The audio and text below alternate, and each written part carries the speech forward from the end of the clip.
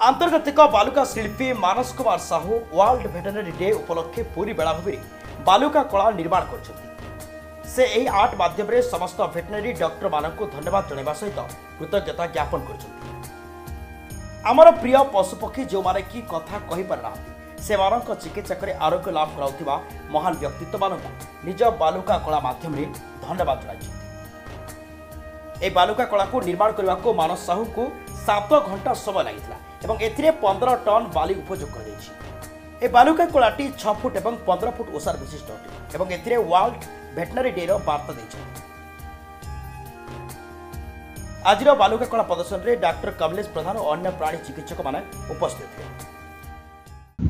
मुझे doctor Alok Kumar Mishra block veterinary अफसर पिपिली आमर जो वर्ल्ड वेटरनरी डे आम जो सेलिब्रेशन करने को जाऊे यार मुख्य उद्देश्य मुझे खाली गोटे कहबी जे आम जो प्राणी चिकित्सक मैंने अच्छू आम तो साधारणतः आम प्राणी मानकर स्वास्थ्यर उन्नति आम सब चेष्टित तो संगे संगे आम ये दिवस आम लोक मानक जनइदा चाहूँ आम मैंने प्राणी मानकर स्वास्थ्य सहित चाषी मानकर केमती अर्थनैतिक उन्नति हम से केमती सहज माने समाज गोटे मुंड टेकी रही पारे से आम समस्त प्राणी चिकित्सक मैंने सब बेले तत्पर अच्छू।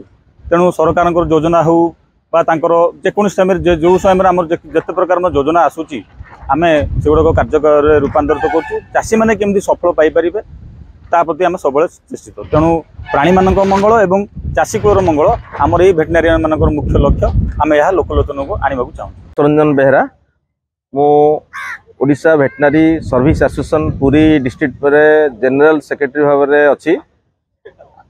आमर प्रतिवर्ष एप्रिल मासर शेष शनिवार को आम विश्व प्राणी चिकित्सा दिवस भाव में पालन करथाउ।